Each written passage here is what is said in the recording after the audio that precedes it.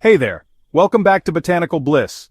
If your pepper plants just aren't living up to your expectations, even though you're putting in the effort, chances are you're making one of these 5 critical mistakes that can quietly sabotage your yields.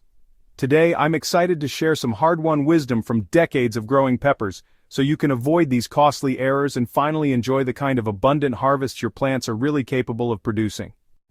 So, mistake number 1 is overwatering, which actually kills more pepper yields than any other single factor out there. Most gardeners, myself included at one point, think peppers need constant moisture, but honestly, these plants do best with a bit of controlled stress that encourages fruit production, rather than just a bunch of leafy growth. Overwatering leads to waterlogged soil, suffocating the roots, blocking nutrient uptake, and opening the door to fungal diseases like root rot and bacterial wilt. When pepper roots can't breathe, the plants put all their energy into just surviving instead of making fruit, which means way lower yields and not so great fruit quality. Instead of watering every day, let the soil dry out a bit between waterings. Just stick your finger about 2 inches into the soil to check moisture. When the top inch feels dry, that's the time to water deeply but not too often, making sure the soil gets a good soak. This method encourages deep root growth and gives the plants that gentle stress signal, telling them to focus energy on reproduction, not just growing more leaves. Now, mistake number 2 is planting peppers too early or when the temperature just isn't right. Peppers are tropical plants and they simply won't perform in cool weather, but so many eager gardeners still put them in the ground before the soil hits that magic 60-degree mark. Cold soil can shock pepper roots, stunt their growth for good, and create weak plants that never really bounce back, even if it warms up later on.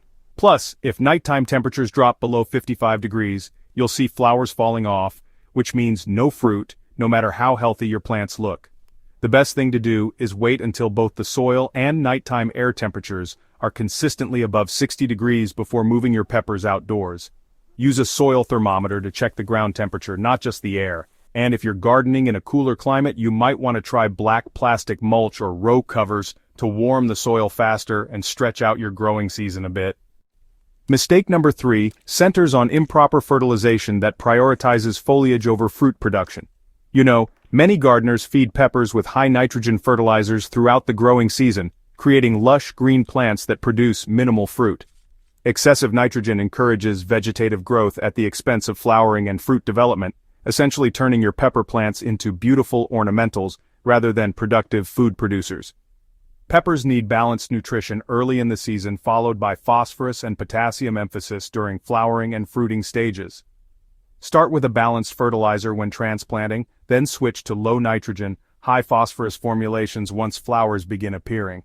Bone meal, rock phosphate, and potassium sulfate provide excellent nutrition for fruit development without promoting excessive leaf growth. Mistake number 4 involves inadequate spacing that creates competition and reduces individual plant productivity. Crowded pepper plants compete fiercely for light, nutrients, and air circulation, resulting in smaller plants with significantly reduced yields per plant. Poor air circulation in crowded conditions also promotes fungal diseases that further damage yield potential. Most gardeners plant peppers far too close together, following seed packet recommendations designed for commercial high-density production rather than home garden optimization. Space pepper plants at least 18 to 24 inches apart in all directions to allow proper air circulation and light penetration. This spacing might seem excessive when plants are small, but mature pepper plants need substantial room to develop their full canopy and root system. Mistake number 5 is neglecting consistent harvest practices that signal plants to continue producing. Many gardeners wait for peppers to reach full maturity and color before harvesting, not realizing this sends signals to the plant that reproduction is complete and fruit production can slow down.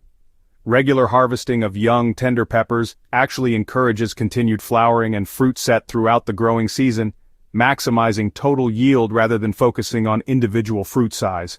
Harvest peppers when they reach usable size regardless of final color, leaving only a few fruits on each plant to reach full maturity for seed saving or special culinary purposes.